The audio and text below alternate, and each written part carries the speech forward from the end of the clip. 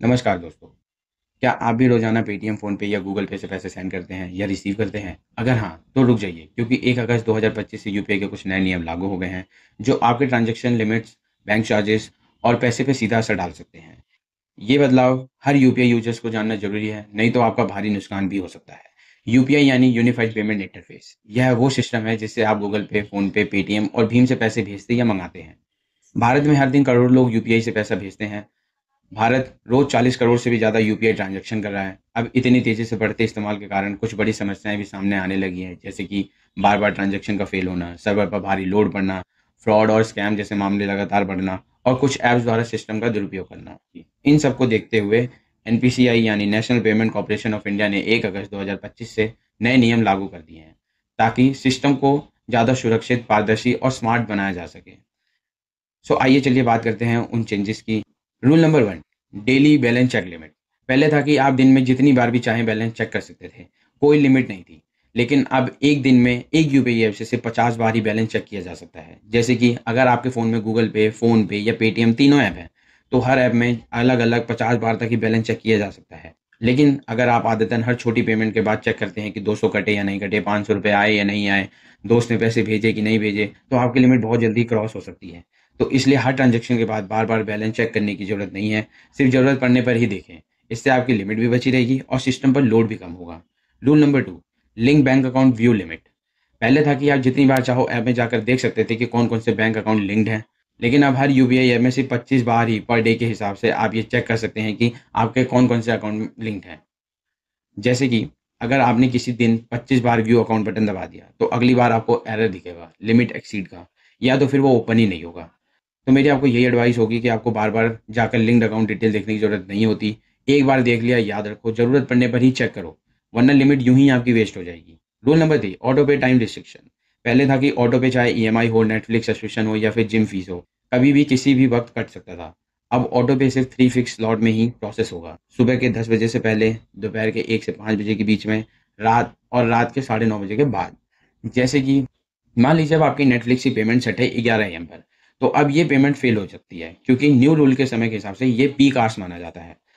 तो ऐसे में अपने ऑटो पे मैंडेट्स को चेक करो। अगर टाइम स्लॉट गलत है, तो सेटिंग में जाकर सेव टाइम सेट कर लो, ताकि ईएमआई सब्सक्रिप्शन या रिचार्ज फेल ना हो।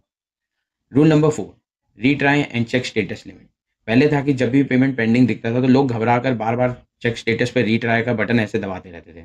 लेकिन अब ये सिर्फ 3 बार ही चेक स्टेटस या रीट्राई कर सकते हैं और हर अटेम्प्ट के बीच में 90 सेकंड का गैप ज़रूरी है। जैसे कि मान लो आपने ₹500 की कहीं पेमेंट करी और स्क्रीन पे लिखा आया पेंडिंग।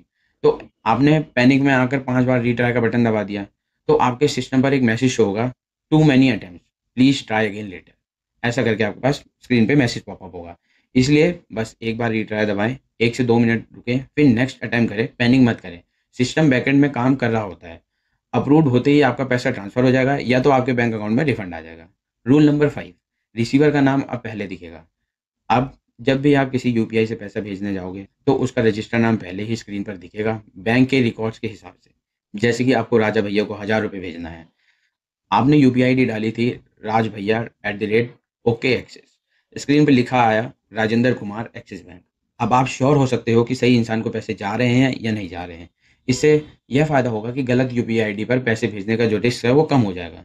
नाम देखकर फ्रॉड डिटेक्ट करना भी ईज़ी हो जाएगा। पैसे भेजने से पहले आपको कन्फर्मेशन मिल जाएगा कि आप जो अपने पैसे वो सही बंदे को भेज रहे हैं या गलत बंदे को पैसे भेज रहे हैं।